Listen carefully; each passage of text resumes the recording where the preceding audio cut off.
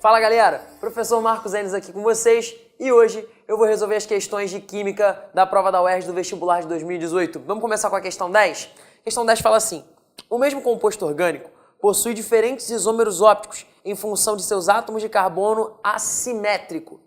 Considere as fórmulas estruturais planas de 4 compostos orgânicos indicados na tabela, como você está vendo aí. O composto que apresenta átomo de carbono assimétrico é, galera, carbono assimétrico, carbono quiral, centro quiral. É sempre um átomo de carbono ligado a quantos grupos diferentes? 4 grupos diferentes. Ele não pode ser ligado a 2 hidrogênios, não pode ser ligado a 2 metilas, não pode ser ligado a 2 grupamentos etil. Ele tem que ser ligado a 4 grupamentos diferentes. Em qual dessas 4 moléculas nós encontramos isso? Muito cuidado. Vou pegar aqui 2 moléculas, molécula 1 e molécula 2.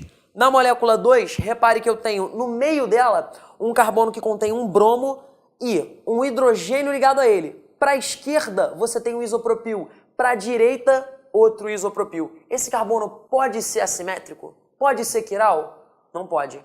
Olha agora para o composto de número 1.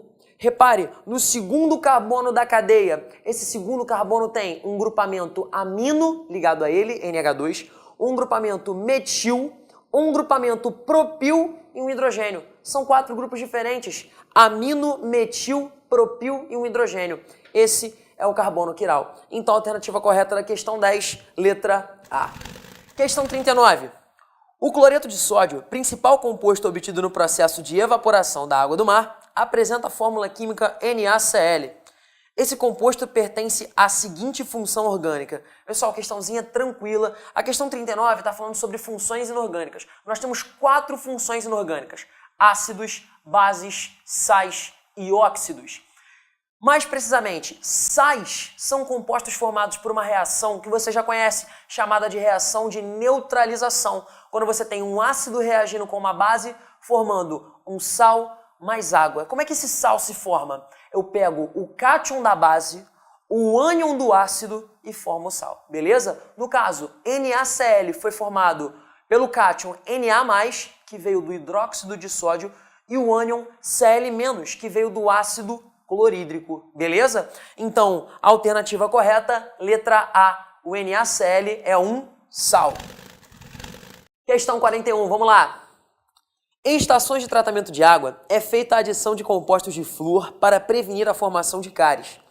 Dentre os compostos mais utilizados, destaca-se o ácido fluorsilícico, cuja fórmula molecular corresponde a H2SiF6. O número de oxidação do silício nessa molécula é igual a... Pessoal, questãozinha de inox, fácil pra caramba. Como é que você vai começar? É sempre bom começar por um átomo que você já saiba o número de oxidação. Tem 2 átomos aí que chamam a nossa atenção: o hidrogênio e o flúor. O flúor não está à direita na fórmula molecular? Halogênio à direita sempre tem NOx -1. Fluoreto, cloreto, brometo ou iodeto. Ou seja, fluoreto, F-, brometo, Br-, cloreto, Cl- e iodeto, I-. Beleza? Então já começo. Flúor, NOx -1. Hidrogênio à esquerda, NOx +1. Perfeito?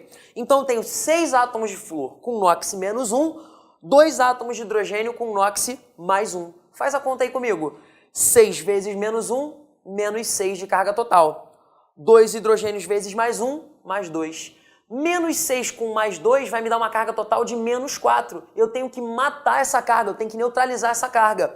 Então a carga do silício só pode valer mais 4. E aí a soma de todas as cargas é igual a 0. Perfeito? Alternativa correta para a questão 41, letra C. Bora lá, galera, questão 45. Vamos lá. A cromatografia é uma técnica de separação de substâncias orgânicas a partir da polaridade das suas moléculas. Admita que um corante natural foi analisado por essa técnica e que sua composição apresenta as seguintes substâncias. Substâncias que estão descritas nas 4 fórmulas moleculares a seguir. Após a separação cromatográfica, as moléculas do corante se distribuíram em 2 fases. Na primeira, identificaram-se as moléculas com grupamentos polares. Na segunda, a molécula apolar. A substância presente na segunda fase é indicada por... Galera, reparem no finalzinho do enunciado. Olha aí, com grupamentos polares e na segunda a molécula polar. Só temos uma molécula polar dentro dessas 4 opções. Procura aí junto comigo. Para ela ser uma molécula polar, eu tenho que ter grupamentos polares. Para ela ser uma molécula apolar, preferencialmente, ela deve ser, se estamos analisando compostos orgânicos, um composto hidrocarbônico, ou seja, só carbono e hidrogênio.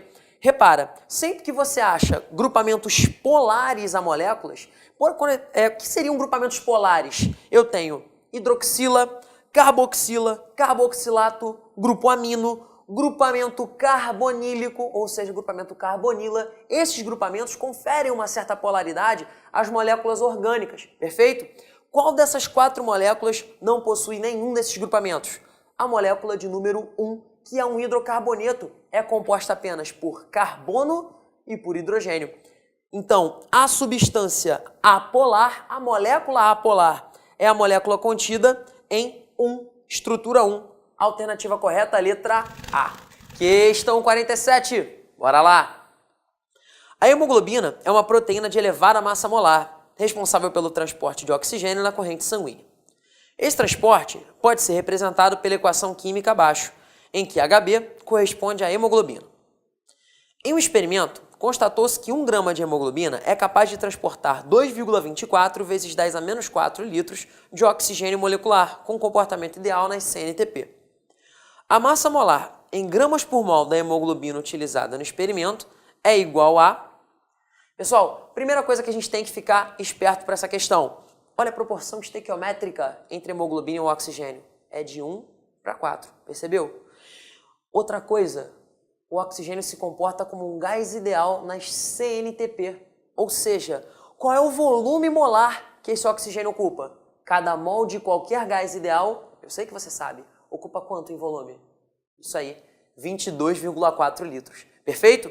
Então, pela proporção estequiométrica, 1 mol de hemoglobina para 4 mols de oxigênio. Eu preciso descobrir qual é o equivalente a essa massa de 1 mol da hemoglobina. Tudo bem?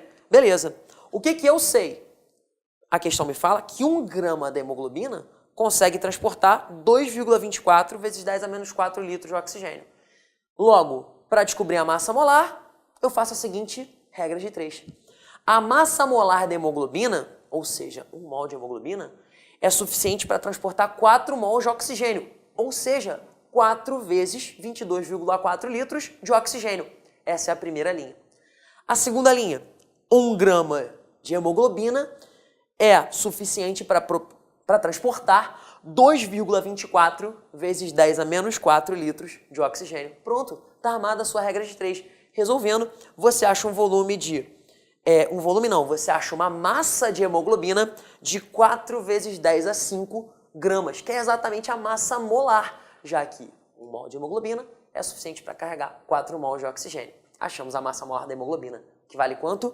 4 vezes 10 a 5 gramas por mol. Alternativa correta, letra D. Beleza? Espero que possa ter ajudado vocês. Um beijo grande, até a próxima. Valeu!